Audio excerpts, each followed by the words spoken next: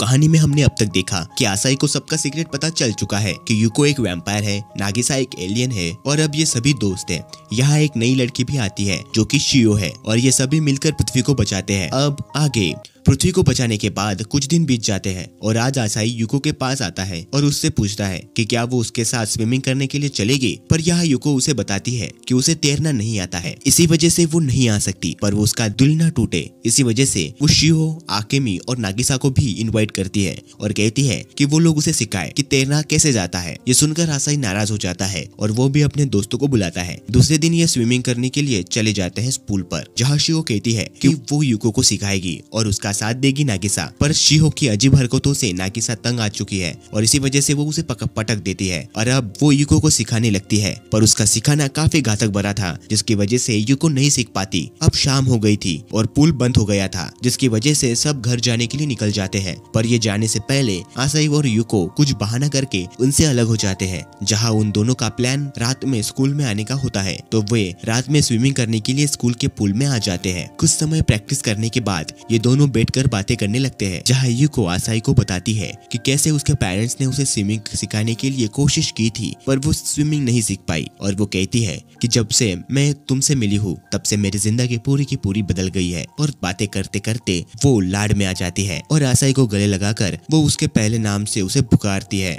पर ये सब आकाने देख रही होती है अपने ऑफिस में बैठकर और ये सीन यहीं पर कट हो जाता है। कुछ दिन बीत जाते हैं और यूको आसाई और नागिसा को फेस्टिवल में बुलाती है, पर वो खुद वहाँ पर नहीं जाती क्योंकि उसका प्लान था कि आसाई और नागिसा एक दूसरे के साथ वक्त बिताए। और यहाँ यूको और शिहो छुपकर उन पर नजर रख रहे थे कि वो साथ में क्या क्या करते हैं। नागिसा और आसाई साथ में यहाँ घूमने लगते हैं, पर आसाई को ये सब अजीब लग रहा होता है। जिसके बाद वो नागिसा को एक शूटिंग गेम के पास लेकर जाता है और उसे खेलने के लिए कहता है। और ये सब यूको देख रही होती है, पर वो जरा भी खुश नहीं होती कि ये दोनों अकेले में ये सब करते हैं। यूको उन पर नाराज हो जाती है, यूको उन पर नजर रखे हुए होती है। तभी उसके पीछे आकामी आ जाती है, जिसके साथ उसके भाई भी थे। जिसके बाद वो उसके भाई को उन पर नजर रखने के लिए कहती है। पर कुछ समय बाद जब यूको इन दोनों को देखती है तो नागिसा आसाई के ऊपर होती है, जहाँ नागिसा को रियलाइज होता है कि वो भी आसाई से प्यार करती है। और ये सीन यहीं पर कट हो जाता है। अगले दिन आसाई यूको के पास आता है, पर उस दिन से यूको उससे ज्यादा बात नहीं करती है और वो उससे टालती है क्योंकि उसे लगता है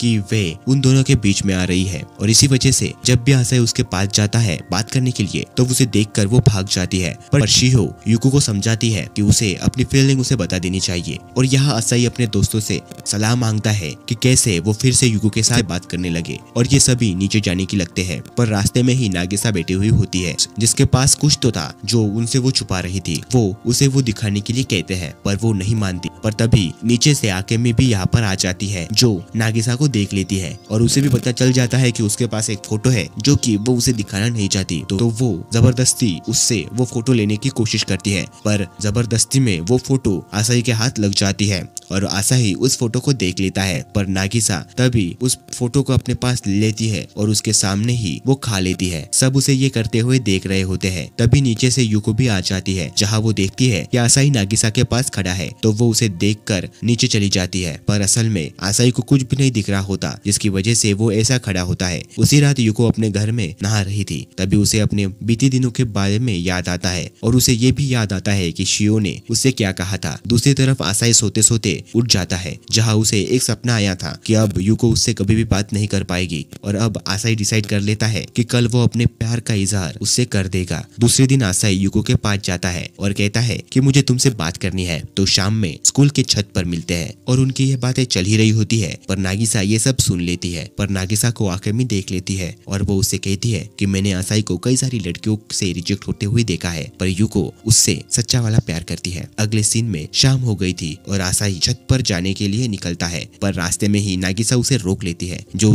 उसे सुलाने के लिए उस पर हमला कर देती है। पर आसाई काफी मुश्किलों को पार करके ऊपर पहुंच जाता है। पर ऊपर पहुंचने के बाद वो देखता है कि आसाई को एक बड़ा सा बैट उठाकर ले गया है और थोड़ी देर के बाद उसे पता चल जाता है कि वो उसके डैडी थे, जो कि उसे लेकर चले गए हैं। अगले सीन में वो सभी यूको को वापस लाने के लिए आकारी की कार में जाने के लिए निकल जाते हैं। पर आकारी अपनी गाड़ी को कुछ ना हो उसकी वजह से कार को आराम से चला रही थी, जिसकी वजह से आकाने अपनी मैजिक से उसे बेहोश करके गाड़ी को उड़ा के उसके घर में लेकर जाती है। पर कार का सब कुछ टूट जाता है। नागिसा, आसाई और शियो उसके घर में आ जाते हैं, जहाँ शियो इन दोनों को युको के पिता से मिलाती है। आसाई उससे पूछता है कि युको कहाँ है। तब वो उससे कहता है कि तुम्हारा मेरे बेटी से क्या रिश्ता है और तुम उससे क्या क्यों मिलना चाहते हो। पर आसाई युको का हाथ पकड़कर उसे लेकर चला जाता है, जहाँ उसे पता चलता है कि उसके पिता ये घर छोड़ कर नहीं जा सकते क्योंकि उसकी माँ भी बीमार है। और युको के पिता को पता चल जाता है कि आसाई को पता है कि वो एक वैम्पायर है, जिसके बाद उसके पिता उनके पीछे लग जाते हैं। पर आसाई केले का छिलका उसके सामने फेंक देता है, जिससे वो फिसल जाते हैं और युको उसे लेकर अपने कमरे में आ जाती है, जहाँ ये दोनों अपनी फीलिंग एक दूसरे को बताते हैं। और तभी यहाँ उसके पिता आ जाते हैं और उससे एक शर्त पर युको को ले जाने के लिए कहते हैं,